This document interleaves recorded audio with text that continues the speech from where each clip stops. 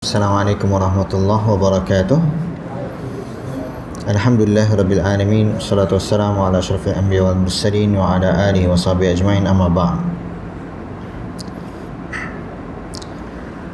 Surah yang ke berapa? Surah Asy-Syarh. Surah Asy-Syarh. Daripada perkataan syaraha, surah yang ke-94 selepas surah Ad-Duha, sebelum surah At-Tin. Okey, dan perkataan syarah dalam bahasa Arab asalnya bermaksud hirisan, tasyrih.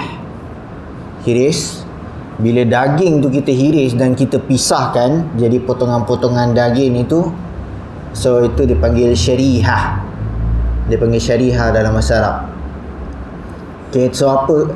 Tapi bila kita terjemah ayat pertama dia, a'udzubillahi minasyaitonirrajim, bismillahirrahmanirrahim, alam nashrah laka sadrak.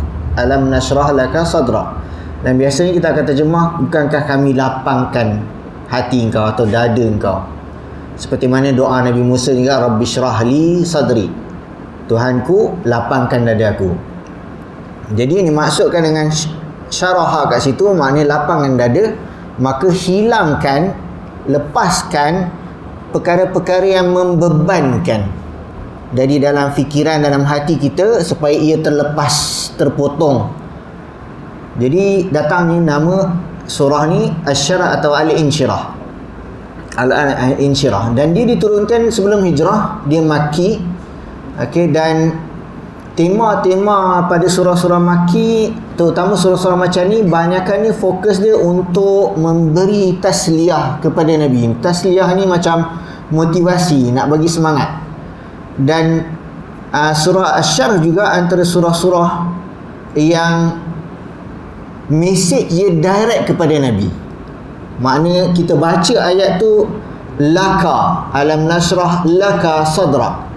Okey, begitu juga surah sebelum ni, wadduha walaili idza saja, ma wadda'aka rabbuka wa ma qala. Bila perkataan-perkataan ka, kata ganti nama diri ka tu disebut, ia merujuk kepada Nabi secara khusus. Ia merujuk kepada Nabi secara khusus. Sebab tu kita akan nampak surah Ad-Duha dengan surah Asy-Syarh ada hubung kait. Okay, seolah-olah apa yang disebutkan dalam Ad-Duha disusuli dengan apa yang dibincang dalam surah Asy-Syarh. Sebab bila dalam Ad-Duha, kalau perasan Ad-Duha dengan Tin, dua-duanya bermula dengan sumpah. Wad-duha wal-laili idza saja, lepas Asy-Syarh wat-tini waz-zaitun wa turi sinin. Sumpah dua-dua. Dan di tengah-tengahnya Asy-Syarh Allah mulakan dengan alam, dengan soalan. Dan soalan ni bukan soalan untuk tanya. Ada kadang-kadang soalan-soalan dalam Al-Quran dia dipanggil istifham al-inkari. Maknanya soalan bertujuan untuk nak mengingkari. Diorang ni tak faham-faham ke nak mengingkari ketidakfahaman diorang tu terhadap bukti-bukti yang dah ada. Dan kat sini dia istifham dia takriri, nak tegaskan. Jadi bila Allah semulakan dengan perkataan alam nashrah laka sadrak, bukankah kami dah lapangkan dadamu? Bukankah kami dah hilangkan bebanmu? Kami dah lapangkan dadamu? Okey, dan ada 5 saja tempat dalam Al-Quran ada guna perkataan syarah, yang mana semuanya disusuli dengan sadr, dada, bukan qalb, hati. Jadi bila Allah sebut alam nashrah laka sadrak, bukankah kami dah lapangkan dadamu? Okay, seolah-olah Allah nak jadikan, dia ada beberapa tafsiran. Ada yang katakan nak bagi Nabi lapang daripada stres, tekanan kerana usaha Nabi untuk berterusan ajak pada fasa awal dakwah yang berterusan ditolak. Jomlah datang, solatlah, janganlah tinggal solat. Ajak, ditolak, tak nak. Kita nak cakap dah tak nak. Macam kadang-kadang kita pernah bincang sebelum ni masa sesi At-Tibyan juga, kalau kita dah kadang-kadang kita dah ajak orang sekali ke dua kali ke, kalau tak nak tu kita dah malas dah nak ajak lagi kan.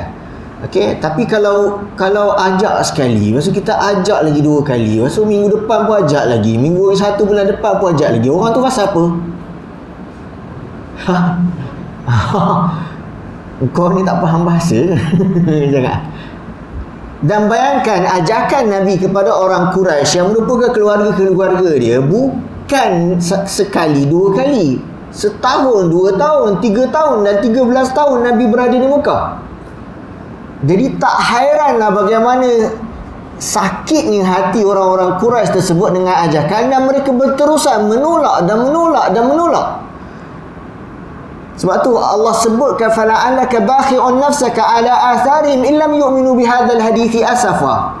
Boleh jadi kau rasa sangat tertekan nak bunuh diri kerana ajakan kau terhadap mereka dan mereka tolak. Jangan tak nak beriman dengan kata-kata ni.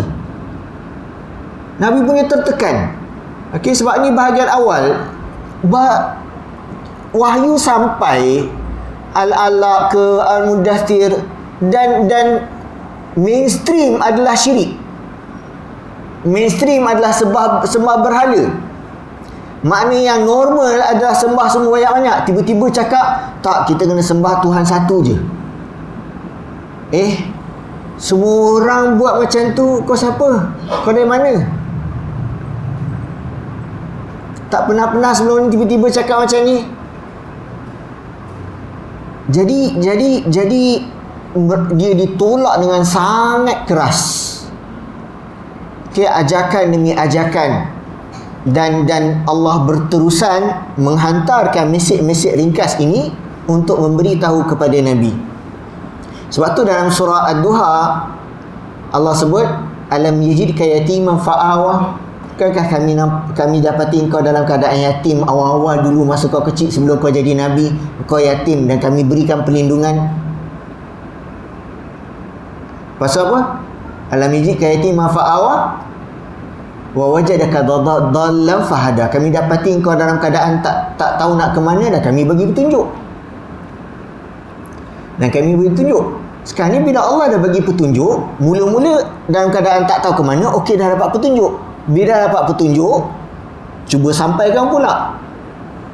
Okey, bila sampaikan pula, rasa tertekan, dan sekarang Allah lapangkan pula dada. Alam nashrah laka sadrak wa wada'na anka wizrak. Dan kami angkatkan beban hasil daripada tekanan, beban hasil daripada usaha yang berterusan untuk ajak. Kami hilangkan beban tu. Wa wada'na anka wizrak. Maksud alladhi anqadha dhahrak, yang menyesakkan belakang kau. Rasa macam susah sangat bebanan ni, Allah lapangkan, Allah lepaskan ia daripada ditanggung di belakang Nabi sallallahu alaihi wasallam. Alladhi anqadha dhahrak. Okey.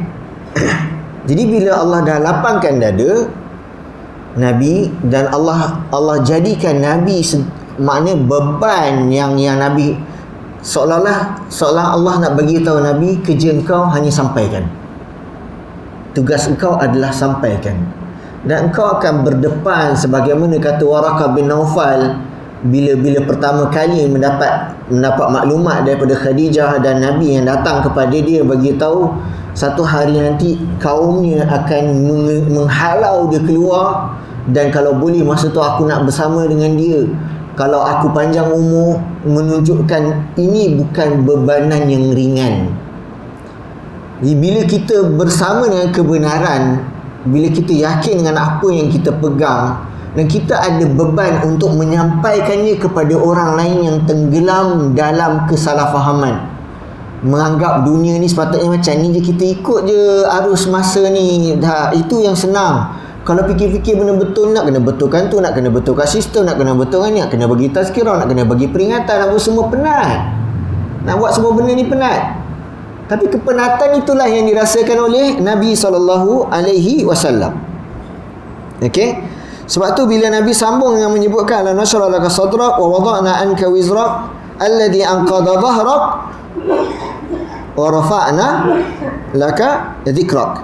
Dan akhirnya, dan kemudian disebabkan kami dah jatuhkan beban-beban itu, kami dah lapangkan dada kau, dah jatuhkan beban-beban itu, dan kami angkat engkau.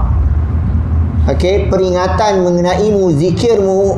Maknanya ada beberapa pandangan mengatakan tentang zikrak ni, peringatan Nabi ni pasal apa? Ada yang mengatakan bahawa daripada dulu sampai bila-bila, pada waktu itu dalam keadaan orang tak nampak apa-apa nilai pada Nabi Muhammad, dan akhirnya Nabi Muhammad menjadi satu nama yang sentiasa diingati, dan Allah jadikan sentiasa ia beriringan dengan nama Allah, terutama pada syahadah. Bila kita dalam solat baca tahiyat, bila azan, okey, asyhadu an la ilaha illallah wa asyhadu anna muhammadar rasulullah, berterusan nama Nabi diangkat. Wa rafa'na laka dhikra. Dan datang perkataan fa. Ni dia kalau dekat apa ni, kalau dekat surah Ad-Duha, kat mana fa dia? Cuba ingat. Ada fa dia kat datang. Wadduha wal laili idza saja ma wadda'aka rabbuka wa ma qala wal akhiratu khairul laka minal ula. Wala sawfa yu'tika rabbuka fatarda alam yajidka yatima fa'awa wajadaka dhallan fahada wajadaka a'ila fa'aghna fa'ammal yatima fala taqhar. Jadi bila Allah cakap bukankah Allah dah buat macam ni, bukan Allah buat macam ni, responnya kayak anak-anak yatim, sebab engkau tadi yatim juga kan, kau asalnya kau seorang-seorang kan, nah aku melindungi kan, jadi orang anak-anak yatim fala tanhar. Okey, fa ammal yatima fala taqhar wa ammas sa'ila fala tanhar. Dan kalau ada orang minta, engkau kan sebelum ni dekat keadaan miskin kan, tak ada apa kan, Allah bagi kan, jadi ada orang minta bagi, jadi ada timbal balik daripada apa yang Allah kurniakan kepada Nabi, dan balas dengan perintah-perintah yang Allah suruh Nabi buat. Okey, jadi begitu juga sekarang ni, bila Allah dah bagi tahu hakikat, kami dah lapangkan dada engkau, kami dah hilangkan beban tersebut, okey, dan kami tinggikan zikirmu atau peringatan terhadapmu, dan ingatlah hakikat fa inna ma'al usri yusra. Okey, sebab yang duha tadi pun bagi gambaran Nabi dulu, sebelum Nabi pun berdepan dengan segala kesusahan, dan kemudian Allah apa jadi, walaupun lahir dalam keadaan yatim, walaupun dalam keadaan asalnya tak tahu nak ke mana, dan Allah tunjuk, Allah kurniakan isteri yang baik, Allah kurniakan ada keluarga, Allah kurniakan ada pelindung-pelindung, ada pakcik yang baik dan seumpamanya. Jadi begitulah juga dalam keadaan Nabi sekarang ni cuba mengajak kaum dia kepada kebenaran, okey, dan dia berhadapan dengan kesukaran demi kesukaran, dan Allah ingatkan kepada Nabi fa inna ma'al usri yusra. Dengan kesukaran-kesukaran yang kau hadapi dalam kehidupan akan ada kemudahan. Dan al-usr digunakan dengan perkataan alif lam. Okey, alif lam kat sini al-ahdiyah, dia maknanya nak bagi gambaran usur kesusahan tu benda yang Nabi tahu dan Nabi dah nampak, Nabi memang hadapi dan melihat kesukaran-kesukaran yang dia lalui, dan akan ada kemudahan, tak ada alif lam, yusra. Dengan kesukaran ini akan ada kemudahan yang kita tak tahu bila Allah nak bagi. Yang bila Allah nak bagi kita tak tahu. Okey, sebab tu Allah banyak sebut dalam ayat Quran yang lain, sebut inna nasrallahi qarib, ataupun mana pembantuan Allah tu sangat dekat. Tapi kita tak tahu bila. Yang pasti Allah akan bagi kemudahan. Allah akan bagi kemudahan. Dan Allah ulang lagi wa inna ma'al usri yusra. Sampai sebahagian ulama highlightkan, bila Allah ulangkan yusra tu 2 kali dalam keadaan tak ada alif lam, Allah menggambarkan bahawa kemudahan itu akan berganda. Dengan satu sahaja kesukaran, tapi kemudahan yang Allah tawarkan sesudah itu akan berganda. Ada yang mengatakan tafsiran ni kerana kemudahan itu Nabi akan dapat di dunia dan juga di akhirat. Dan begitulah kita dalam kehidupan berhadapan dengan kesusahan demi kesusahan, dengan asalkan kita sabar, berlapang dada, maka kita meyakini bahawa Allah akan berikan kemudahan di hujungnya. Sebab dia macam nak cakap apa, kat sini siapa yang rasa kalau dia susah tu, kesusahan tu tak akan ada titik hujung. Kalau lapar tu tak akan ada titik hujung, makan lapar je sampai bila-bila. Boleh tak? Tak boleh. Okey. Jadi kalau titik hujung ni pun dia kalau memang lapar terus lapar, mati, titik hujung juga mati. Akhirnya bertemu Allah juga balik. Jadi tak ada kesukaran dan kesusahan yang bersifat kekal akan bersama dengan kita sampai bila-bila, yang kita akan merasa sengsara tanpa henti, kecuali itu adalah hak Allah di neraka, untuk memberi bebanan dan seksaan yang berterusan tanpa henti.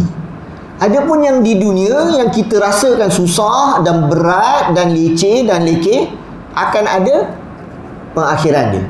Siapa yang demam sampai ke sudah tak kebah-kebah kat sini? Tak ada. Akhirnya COVID itu okey, fa inna ma'al usri yusra wa inna ma'al usri yusra fa idza faraghta fansab. Dan apabila engkau Muhammad selesai apa yang kau nak lakukan, ada ulama tafsirkan fa idza faraghta, selesai urusan seharian pagi, dan malam itu bangkitlah. Okey, perkataan nasab ni dalam bahasa Arab boleh jadi maksud letih dan boleh maksud tegak. Kalau dalam nahwu, benda-benda yang nasab, benda-benda yang menyusahkan hidup. Bab-bab yang mansubat, okey, mansubat benda-benda sebab apa nak kena cari kenapa perkataan ni tiba-tiba jadi baris atas, apa yang menyebabkan dia jadi baris atas, apa amil-amil dia segala macam. Penat dia dan sebab tu dia memenatkan juga. Sebab tu bila Nabi Musa tanya kepada Yusha bin Nun, mana makanan kita, atina ghada'ana laqad laqina min safarina hadha nasaba. Musafir kita ni memenatkan betul. Okey, jadi kau dah selesai segala urusan harian, pagi mengajak orang, buat kerja ni, buat kerja tu, dan sekarang dah tiba waktu malam, fansab, bangkitlah dan penatkan dirimu dengan pengabdian. Susah untuk dapatkan mudah ketenangan yang kita tengah cuba buat ni. Okay, yang kita cuba struggle masa berdiri tadi, mengantuk. Wah, baca dah panjang pula ni, baca mengantuk, letih. Tapi tujuannya apa? Tujuannya nanti kita akan rasa pagi nanti ke tengah malam nanti ke. Alhamdulillah dah tarawih dan bagi salam dengan imam. Kita buat macam yang Nabi pesankan, maknanya hatta yang sarifal imam. Daripada boleh jadi kalau kita pergi ke masjid-masjid lain, kita dah buat lapan, rasa kita dah sudah. Kita tak larat ni, aku tak larat. Boleh kira kita dah pancit, rasa nak balik apa. Kita dah siap. Okay. Nak buat urusan-urusan lain ke balik nanti ke, nak mengaji kejap, nak zikir kejap ke, atau nak tidur terus pun tak apa. Sebab kita dah dapat salah satu ganjaran kelebihan, iaitu solat bersama man solat ma'al imam hatta yang sarif. Dan itu satu bentuk keterangan, sebab kepuasan kita dapat lakukan pencapaian. Fa idza faraghta, bila kau dah selesai, fansab.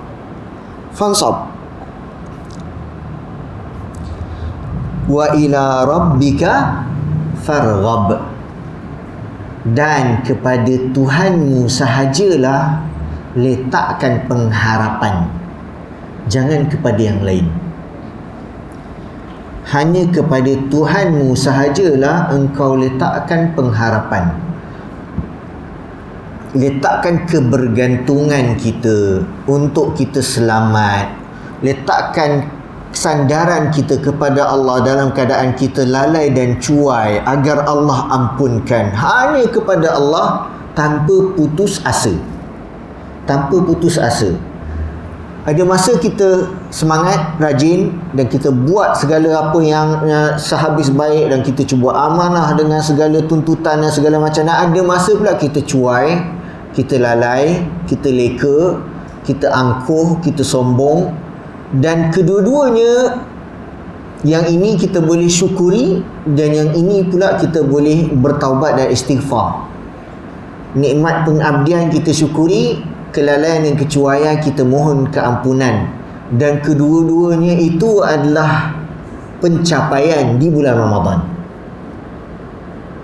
Pencapaian di bulan Ramadan. Boleh jadi ada orang tak sempat tarawih ke, bila nak cuba ke masjid, macam-macam halangan, macam-macam gangguan, rasa letih apa semua, tapi saban hari dia merasa menyesal dan dia rasa macam banyaknya dosa aku, dan dia tak putus-putus menyebutkan astaghfirullahalazim.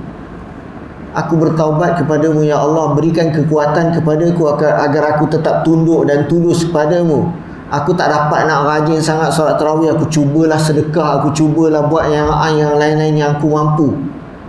Dan Allah beri kepada dia apa yang layak untuk dia. Barangkali lebih lagi daripada orang yang datang dalam keadaan hatinya kosong, tak mengingat apa pun tentang Tuhan. Kerana Ramadan ini, kita jangan bayangkan ia adalah satu set untuk menzahirkan semata-mata. Sebab akhirnya yang menjadi penilaian utama adalah apa yang di dalam. Wa ila rabbika farghab. Sentiasa meletakkan pengharapan hanya kepada Allah. Didahulukan wa ila rabb badala min ta'khirihi, dan berbanding dia pergi letakkan kat ujung. Farghab ila rabbik. Kerana raghbah, keinginan kita untuk meletakkan bergantungan pada Allah ini menyebabkan kita sentiasa rasa apa saja yang berlaku, kita tak akan ada tempat lain untuk kembali kecuali kepada Allah. Kecuali kepada Allah. Jadilah surah ini dia berkesinambungan dengan surah Ad-Duha, okey, dan membantu untuk Nabi merasakan nikmat. Walaupun dia berhadapan dengan tekanan, berhadapan dengan kesukaran untuk meneruskan usaha menyampaikan pesanan-pesanan tauhid, tapi Allah beri jaminan kepada dia bahawa dia sentiasa dilapangkan, dia akan dihilangkan bebannya, dan apa yang dia perlu lakukan, innama antal balagh, kerja engkau adalah sampaikan. Kerja engkau adalah sampaikan. Dan begitulah juga Allah berikan picisan juzuk-juzuk bebanan yang sama itu kepada kita semua untuk usaha menyampaikan pesanan agar bergantung hanya kepada Allah, berdoa hanya kepada Allah, meminta tolong hanya kepada Allah, untuk meletakkan pengharapan hanya kepada Allah, bukan kepada mana-mana makhluk dalam pengabdian kita hanya kepada Allah. Semoga Allah kurniakan kita kebergantungan yang tulus hanya kepadanya. Semoga Allah terima segala amalan kita. Semoga Allah bantu kita untuk menghayati segala contoh yang ditunjukkan oleh Nabi dalam usahanya berdakwah, dalam usahanya menyampaikan kebenaran, dalam usahanya bersabar dengan tekanan dan ancaman dan kecaman oleh kaumnya. Dan semoga Allah terima semua itu dan mengumpulkan kita semua di akhirat nanti bersama dengan Nabi SAW di syurga yang tertinggi Al-Firdaus. Aku qauli hadza wa astaghfirullahaladzim li wa lakum. Subhanakallahumma wa bihamdika asyhadu an la ilaha illa anta astaghfiruka wa atubu ilaik. Assalamualaikum warahmatullahi wabarakatuh.